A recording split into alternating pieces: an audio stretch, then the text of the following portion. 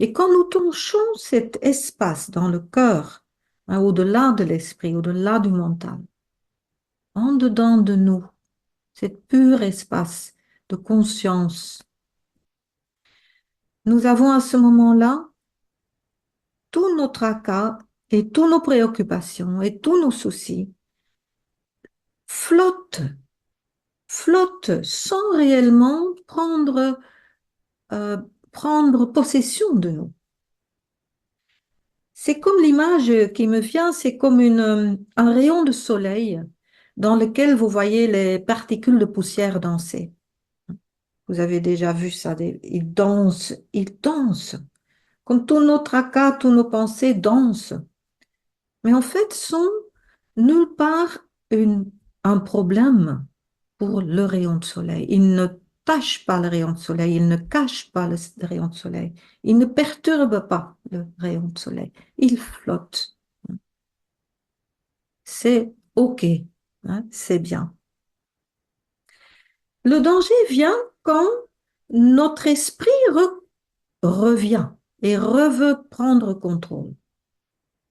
Il veut redéfinir le monde et dire, tiens, ce bonheur que je touche là, est-ce que je peux le transposer dans ma vie, dans le monde, dans ma vie quotidienne? Est-ce que je pourrais pas trouver ce bonheur, le contrôler? Et comment il le contrôle? Ben, en vouloir que tous ces désirs s'assouvissent, que les problèmes se résoudent, que tout va comme il le désire, comme lui il le contrôle, comme lui il le pense. Et ça, quand les désirs viennent, que je voudrais que ça se passe comme ça, que le monde change comme moi je veux, le piège, c'est que le désir, dans son vecteur puissant, c'est un agent très puissant, il nous emprisonne. Et je voudrais vous montrer un tout petit peu ce mécanisme du désir, comment il fonctionne. Déjà, étymologiquement, désir, le mot désir vient de latin, desiderare, desiderare, qui veut dire quelque part être sans étoile, être en présence de l'absence de l'étoile. L'étoile n'est plus là. Et donc le désir veut recréer un bonheur, comme lui, il le pense, en changeant le monde, en changeant ceci ou cela. Je veux que ça se passe comme ça, j'espère que ça est comme ça. Toutes des choses qui seront différentes de ce qu'ils sont.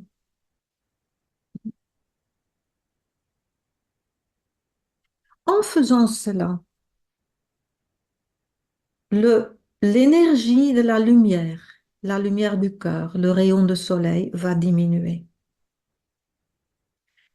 Et c'est très impétueux, je veux dire, les désirs sont très sans pitié. C'est une force très forte, hein. Ils sont là sans qu'on sache. Ils prennent possession de nous. Pourquoi cette force est si grande? Pourquoi ils nous prennent des bouts du nez? Parce que derrière les désirs se cachent des peurs parfois très profondes, des peurs qui viennent des blessures qui génèrent des croyances, des projections, des anticipations douloureuses. Et pour pas être en contact avec cette peine, avec cette douleur, avec ces blessures, les désirs montent en garde. Les désirs sont des protecteurs qui disent, ben, on va vouloir que le monde soit comme ça et comme ça, comme ça. Tu es à l'abri, tu es à l'abri. Tu sens plus tes peurs, tu sens plus tes blessures. C'est pour ça ils sont si impétueux. Pour qu'ils se battent, ils lâchent pas. Mais qu'est-ce qui se passe en fait quand les désirs prennent le dessus? L'énergie de notre conscience va s'attacher par les sens et par les désirs à l'objet de désir. Ça veut dire que euh, l'énergie est disparue. notre conscience ouverte va être attachée et puis absorbée par les objets de désir que je garde en tête, que je veux absolument. Et c'est comme une contraction. Ils se perdent dans ce désir, dans cet objet de désir. Et petit à petit, le grand royaume de la lumière est disparu, s'éteint et se perd dans l'objet de désir, comme dans la poussière. La poussière, tout d'un coup, est tout ce qui existe. Et puis, nous nous demandons comment ça se fait que j'ai plus contact avec ce bonheur que je connais pourtant. Dira, j'ai oublié. Je l'ai oublié, nous disons. Ce qui est déjà pas mal, ça veut dire qu'on l'a connu, hein, et qu'on sait que ça existe. Mais en effet, comment retrouver le chemin? Si nous pouvons voir comme ça comment nous le perdons en laissant le désir et derrière lui tout le train de peur, de croyances du mental, nous prendre de bout du nez, ça va nous, c'est une exode de notre paradis, hein, un exode de notre conscience. Si nous voyons ça, nous pouvons voir dans la lumière de notre conscience, de plus en plus, en gardant de nouveaux contacts avec cette lumière.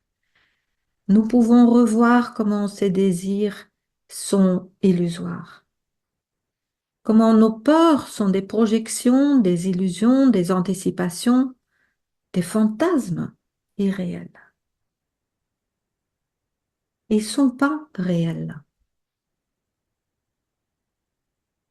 Ils changent tout le temps.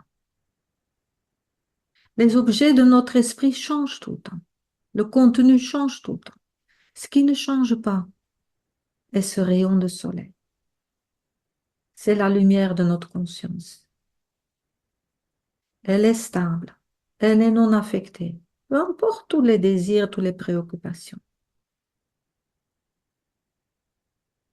Et si nous pouvons fusionner ces deux mondes, c'est le monde de ma conscience, le monde de la paix de mon cœur, avec mes préoccupations, avec ce qui est dans mon esprit, petit à petit, en fait, ils perdent leur caractère de nécessité, de tyrannie. Ils deviennent poussière qui danse.